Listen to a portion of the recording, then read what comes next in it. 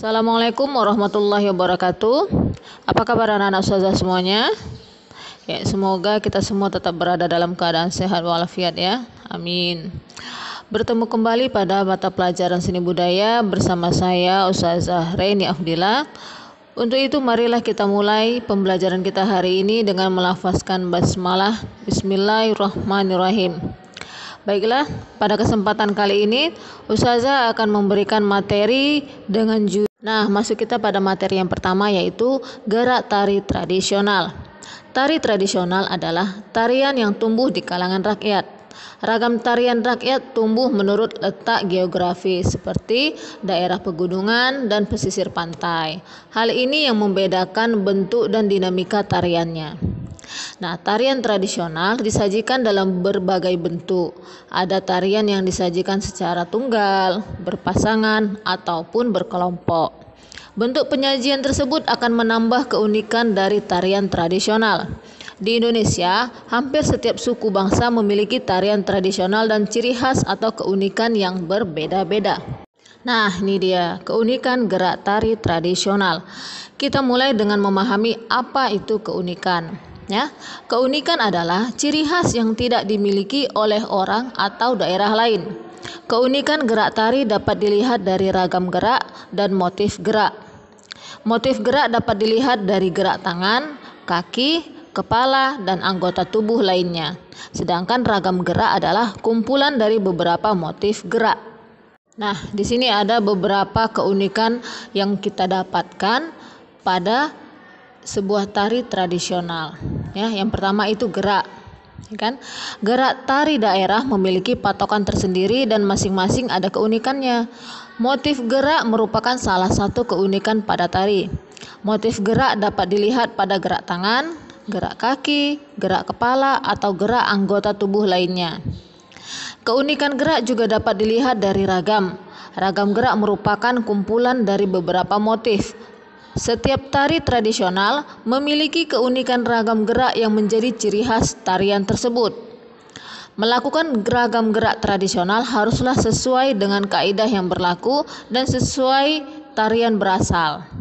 Nah, yang kedua, iringan. Fungsi musik iringan dalam sebuah tarian yaitu membantu mengatur waktu dan irama. Yang kedua, membantu dalam menggambarkan suasana. Nah, yang ketiga, membantu dalam penegasan ekspresi gerak.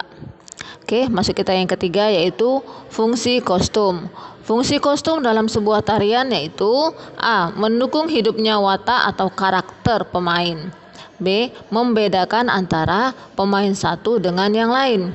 C. Sebagai media bantu untuk membangun gerak pemain. Nah, masuk kita di poin yang terakhir dalam keunikan sebuah tarian tradisional, yaitu rias. Ya, tata rias merupakan cara untuk mempercantik diri, khususnya pada bagian wajah. Tata rias pada seni pertunjukan diperlukan untuk menggambarkan atau menentukan watak tokoh di atas pentas. Nah, masuk kita ke materi berikutnya, yaitu jenis penyajian tari tradisional. Yang pertama yaitu tari tunggal. Nah, tari tunggal adalah tarian yang dibawakan hanya oleh satu orang saja.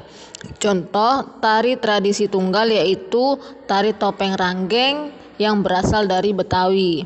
Nah, yang kedua tari berpasangan, yaitu tari yang dilakukan oleh dua orang, baik laki-laki dengan perempuan, laki-laki dengan laki-laki, ataupun perempuan dengan perempuan.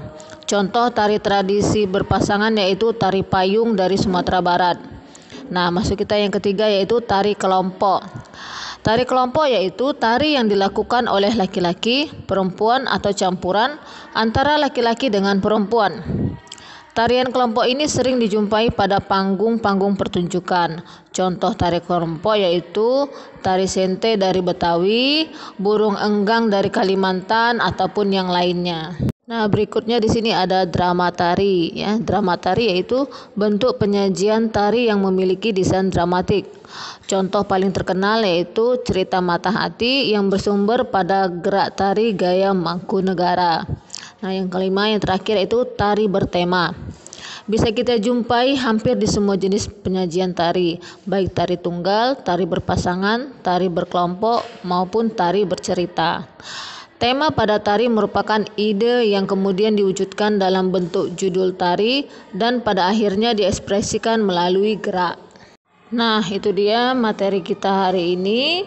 Tadi kita sudah bahas mulai dari apa itu gerak tari, apa keunikan yang terdapat pada sebuah tarian tradisional dan jenis penyajian tradisional ya. Nah, sampai di sini dulu materi kita hari ini.